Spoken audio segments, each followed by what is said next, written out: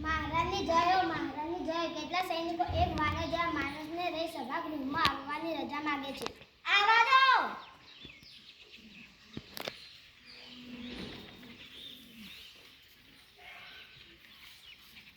અરે આ કોણ છે? નથી માણસ કે નથી વાંદરો. અહીં શું કામ લાવ્યા છો? શું કામ છે? હું વાનર છું. હું થોડો મનુષ્ય જેવો લાગુ છું.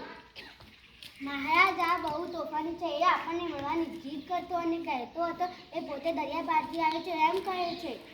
બોલવાના, તારે શું કામ છે? મારે કશું કામ નથી. આ તમારા સૈનિકો મને પકડી લાવ્યા છે.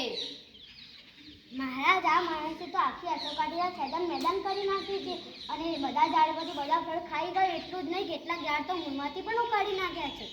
એ બધા તો સૂકા ઝાડ હતા. અરે મૂર્ખ વાનર, વચ્ચે ના બોલ. તું દરિયા પારથી આવ્યો છે એ વાત તારી સાચી છે? હા. પણ આવડો મોટો દરિયો અંડોળીને તું લંકામાં કેવી રીતે પ્રવેશ કરી શકે? જુઓ મહારાજ, એ તમારે જાણવું હોય તો આ તમારા મંત્રીઓના જેમ મને પણ આસન આલો, પછી હું તમને કહીશ. તું એક ચુસ્ત વાનર લંકાની રાજસભામાં આસન પર બેસીશ? ના, હું પ્રભુ શ્રી રામનો સેવક છું. રામદૂત તરીકે તમારી આગળ ઉપસ્થિત થયો છું. અત્યારે તો હું તમારો મહેમાન જ ગણાવું ને.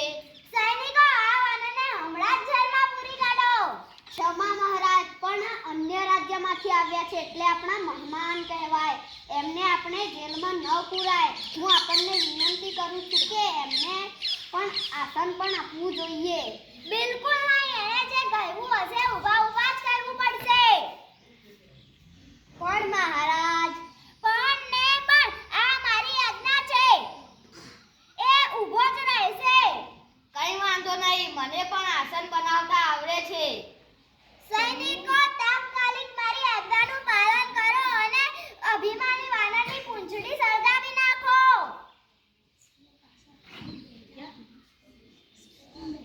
પતી ગયું.